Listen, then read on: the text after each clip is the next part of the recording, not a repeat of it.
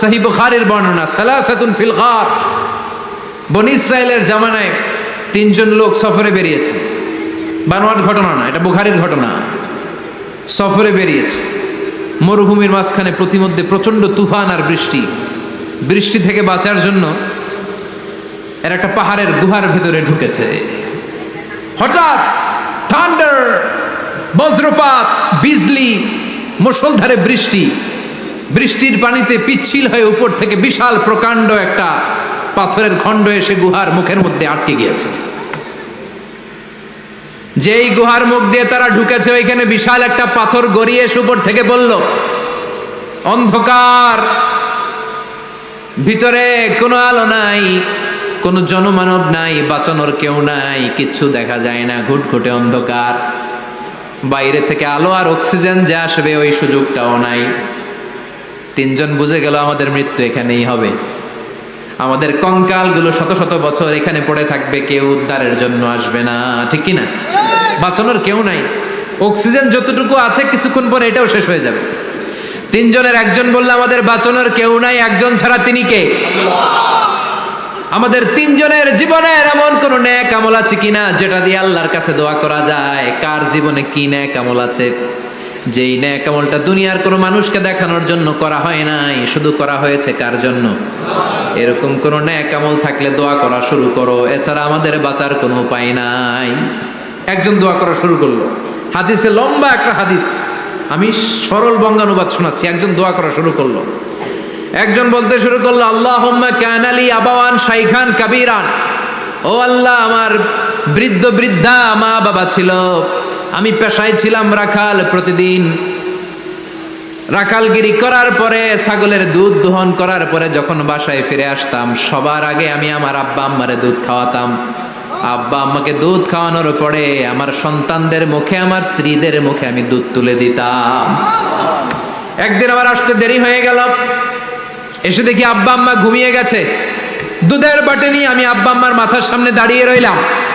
মনে মনে ভাবলাম, আব্বা আম্মা যখন ঘুম থেকে জাগবে, আব্বা আম্মারে আগে আমি দুধ খাওয়াবো, তারপরে ছেলে মেয়েরে খাওয়াবো, স্ত্রীদেরকে খাওয়াবো। দাঁড়িয়ে রইলাম, আমার ছেলে মেয়েরা এসে আমার কাছে বলল, আব্বা খাবার দাও, আমি দেই নাই।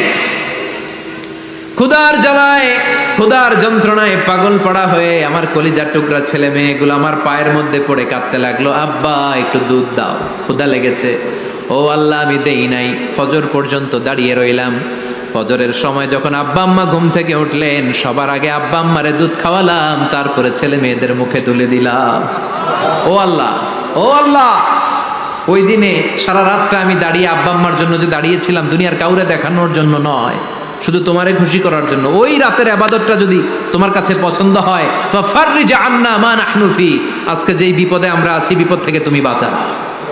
বলার সাথে সাথে 1/3, 1/3 পাথরটা ডান দিকে সরে গেল। সুবহানাল্লাহ পড়বেন না? এবার বাইরে থেকে আলো আসতে শুরু করেছে, অক্সিজেন ঢুকতে শুরু করেছে, তাদের মনের মধ্যে স্বস্তি ফিরে এসেছে। এবার দ্বিতীয় জন দোয়া শুরু করলো, আল্লাহ, আমার এক চাচাতো বোন ছিল, এত সুন্দরী, আমার জীবনে এত সুন্দরী নারী আমি দেখি নাই, এত সুন্দরী নারী। ওয়া কুনতু উহিব্বুহু বিআশাদ্দি মা ইউহিব্বুর রিজাল আন নিসা, একজন পুরুষ একজন নারীকে যত ভালোবাসতে পারে আমি ঠিক ততটা ভালোবাসতাম আমার এই সুন্দরী কাজিনকে, চাচাতো বোনকে। কিন্তু আমার মনের কথা আমার চাচাতো বোনরা আমি বুঝাতে পারি নাই। একদিন লজ্জা শরমের মাথা খেয়ে চাচাতো বোনরা আমি বললাম, তোরে আমি বড্ড ভালোবাসি, একান্তে আমি তোরে চাই। চাচাতো বোন বলল, এত এত স্বর্ণ মুদ্রা যেদিন জমাতে পারবা ওই দিন আমারে পাবা। এবার আমি স্বর্ণ মুদ্রা জমাতে লাগলাম, জমাতে জমাতে জমাতে জমাতে বছর শেষে স্বর্ণ মুদ্রার থলে নিয়ে চাচাতো বোনের হাতে দিলাম। চাচাতো বোন আমার অপকর্মে রাজি হয়ে গেল। গোপন একটা রুমের ভেতরে আমরা ঢুকলাম, দুইজনেই জামা কাপড় খুলে নেকেড হলাম, জিনা করব, পাপ কাজ করব। একেবারে ফাইনাল ডেস্টিনেশন আমরা চলে গেলাম। পাপ কাজ যখন আমরা শুরু করব, ইন দা মিন টাইম আমার চাচাতো বোন আমার ডেকে বলে, ও আমার চাচাতো ভাই, ইত্তাকিল্লাহ, ইত্তাকিল্লাহ, আল্লাহরে ভয় কর, আমার সতীত্ব নষ্ট করে দিস না। আল্লাহ ওই মুহূর্ত থেকে ফিরে আসা কোনো পুরুষের পক্ষে সম্ভব ছিল না। ইত্তাকিল্লাহ, এই বাক্যটা শুনে, তোমার আওয়াজ শুনে আমার কলিজার মধ্যে কাঁপুনি ছুটে গিয়েছে। তোমার নাম শুনে আমি আর ধৈর্য ধারণ করতে পারি নাই, চিৎকার মেরে জামা পেড়ে ওই ঘর থেকে বের হয়ে গেলাম। ও আল্লাহ, শুধুমাত্র কেবলমাত্র একমাত্র তোমার ভয়ে ওই দিন আমি আমার চাচাতো বোনের সাথে পাপ কাজে লিপ্ত হই নাই। আল্লাহ রে, ওই দিনের আমলটা যদি তোমার দরবারে কবুল হয়ে থাকে, আজকের বিপদের দিনে তুমি আমাদের বাঁচাও। বলা মাত্রই এই দোয়া আল্লাহর কাছে এত কবুল হয়েছে, কারণ আল্লাহর ভয় এটা পৃথিবীর সবচেয়ে বড় ইবাদত। চিল্লায় বলেন ঠিক কিনা? যাদের হৃদয়ে আছে আল্লাহর ভয়, তারা কবু পথ ভুলে যায় না।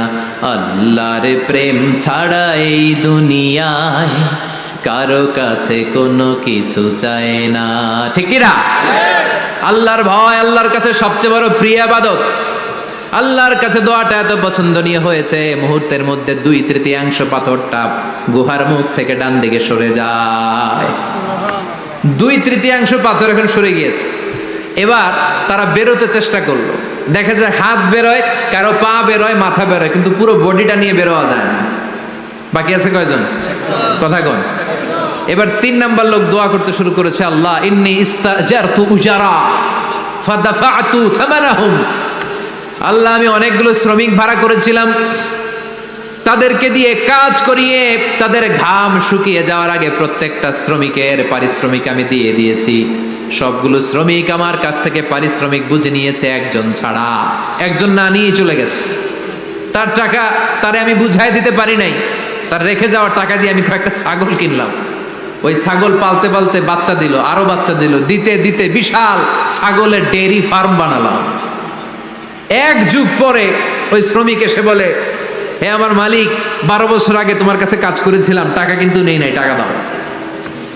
আমি বললাম, ওই যে বিশাল ছাগলের বড় একটা ডেয়ারি ফার্ম দেখা যায়, পুরো ডেয়ারি ফার্ম তোমার, ডেয়ারি ফার্মটা তুমি নিয়ে যাও।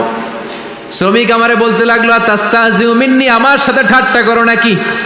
একদিনের পারিশ্রমিক দিয়ে ডেয়ারি ফার্ম হয় নাকি? যতটুকু টাকা তোমার কাছে আমি 12 বছর আগে পেতাম, ততটুকু দিলেই চলবে। তারে আমি বুঝিয়ে বললাম, তোর টাকা দিয়ে ছাগল কিনেছি, ছাগলের ব্যবসা করে ডেয়ারি ফার্ম বানিয়েছি, একটার পর একটা ছাগল বাচ্চা দিতে দিতে আজকে হাজার হাজার ছাগলের এই ডেয়ারি ফার্ম, পুরো ডেয়ারি ফার্মটা আমি তোরে দিয়ে দিলাম। বলা মাত্র ওই শ্রমিকটা ডেয়ারি ফার্ম নিয়ে চলে গেল। মাবুদের এই কঠিন বিপদের দিন সে শুধু দাবি করেছিল তার পারিশ্রমিক, তার পারিশ্রমিকের টাকা তার হাতে দিলে সে খুশিতে বাকবাকুম, কিন্তু তার বদলে পুরো ডেয়ারি ফার্মটা আমি তার হাতে তুলে দিয়েছি একমাত্র তোমার সন্তুষ্টির জন্য। ওই দিনের আমলটা যদি তোমার দরবারে একটুও ভালো লেগে থাকে রে মাওলা, আজকের কঠিন বিপদ থেকে বাঁচাও। বলতে দেরি মুহূর্তের মধ্যে বিশাল পাথর খণ্ডটা গুহার মুখ থেকে ডান দিকে সরে যাও। আল্লাহর শুকরিয়া করে 3 জন বের হয়ে যায়। সহিহ বুখারীর বর্ণনা।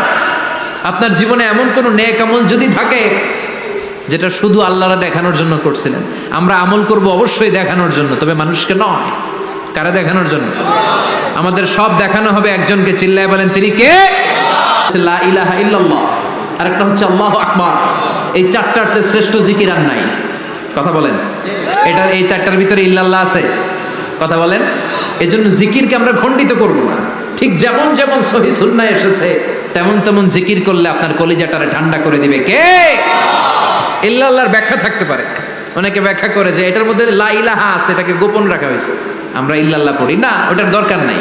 বিশ্বনবী এবং সাহাবারা যেই পন্থায় জিকির করেছেন, যেই পন্থায় জিকির শিখিয়েছেন, ওইটার ভিতরে বরকত বেশি না কম? কথা বলেন, বেশি না কম? এজন্য বিশ্বনবী বললেন আল্লাহর কাছে প্রিয় কথা 4টা। একটা হলো সুবহানাল্লাহ, দ্বিতীয়টা হলো আলহামদুলিল্লাহ, তৃতীয়টা হলো লা ইলাহা ইল্লাল্লাহ, চতুর্থটা হলো আল্লাহু আকবার। সুবহানাল্লাহ, আমার সাথে সাথে আওয়াজ করে পড়েন সুবহানাল্লাহ, আলহামদুলিল্লাহ, লা ইলাহা ইল্লাল্লাহ, আল্লাহু আকবার, সুবহানাল্লাহ, আলহামদুলিল্লাহ, লা ইলাহা ইল্লাল্লাহ। আওয়াজ করে পড়েন আল্লাহু আকবার। মনে থাকবে? জিকিরের ওয়াজ শেষ। এগুলোর চেয়ে শ্রেষ্ঠ জিকির নাই। সবচেয়ে শ্রেষ্ঠ জিকির লা ইলাহা ইল্লাল্লাহ, সবচেয়ে শ্রেষ্ঠ কালিমা আল্লাহর কাছে এই 4টা। একটু খেয়াল করে দেখেন, এই প্রতিটা জিকিরের মধ্যে আমার আল্লাহর নাম আছে না নাই? সুবহানাল্লাহ আছে না? আলহামদুলিল্লাহ, লা ইলাহা ইল্লাল্লাহ, আল্লাহু আকবার। আল্লাহ ছাড়া, আল্লাহর নাম থাকবে না, যেই শব্দের মধ্যে ওই সমস্ত নাম আর হুই হুই হুই হুই এগুলো দিয়ে কোনো জিকির করা যাবে। আবার আব্দুল্লাহ ইবনে আমর ইবনুল আস বর্ণনা করেন, বিশ্বনবী যখন জিকিরগুলো করতেন আমি বিশ্বনবীকে দেখেছি বিশ্বনবীর আঙ্গুলের কড়ায় জিকির গুনতেন। সুবহানাল্লাহ পড়েন। দেখতেছেন আমার হাত দেখা যায়, দেখা যায়, দেখা যায়। রাআইতুন নাবিয়্যা, আব্দুল্লাহ ইবনে আমর ইবনুল আসের বর্ণনা, রাআইতুন নাবিয়্যা ইয়াকিদু তাসবিহা বিয়ামিনিহি, আমি বিশ্বনবীকে ডান হাতের গিড়ার ভেতরে তাসবিহ গুনতে শুনেছি, তাসবিহ গুনতে দেখেছি। সুবহানাল্লাহ পড়েন। এখন আমরা লম্বা তাসবিহ ছড়া নেই না, এটা জায়েজ, কিন্তু শ্রেষ্ঠ হচ্ছে হাতের গিড়ায় গোনা।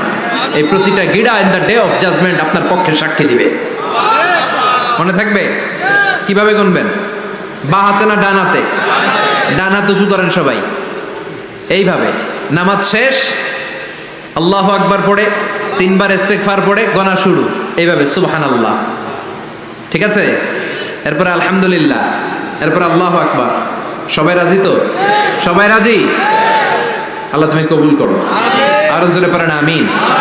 তাহলে আমরা তাওবার পদ্ধতি জানলাম, কেন আমরা ইস্তেগফার পড়বো জানলাম, এরপরে জিকিরের খুঁটিনাটি জানলাম। এবার কেমন করে আল্লাহর কাছে দোয়া করবো এটাও জানার দরকার আছে না নাই? বিশ্বনবী বললেন না, দোয়া মুখুল ইবাদা, দোয়া হলো ইবাদতের নির্যাস। যে দোয়া করে না সে কিছুই করে না। তিরমিজির আরেক বর্ণনায় বিশ্বনবী বললেন, আদ-দুআউ হুয়াল ইবাদা, দোয়াটাই হলো ইবাদত, দোয়াটাই ইবাদত। ধরেন আমি দোয়া করা শুরু করলাম, এটাই ইবাদত। নামাজ যেমনি ইবাদত, জিকির যেমনি ইবাদত, হজ করা যেমনি ইবাদত, দোয়া করাটাও। এজন্য প্রতি নামাজের শুরুতে দোয়া আছে না নাই? সূরাতুল ফাতিহার আরেক নাম সূরাতুদ দোয়া, দোয়ার সূরা। আমরা প্রত্যেকবার সূরা ফাতিহা যখন পড়ি আমরা পড়ি ইহদিনাস সিরাত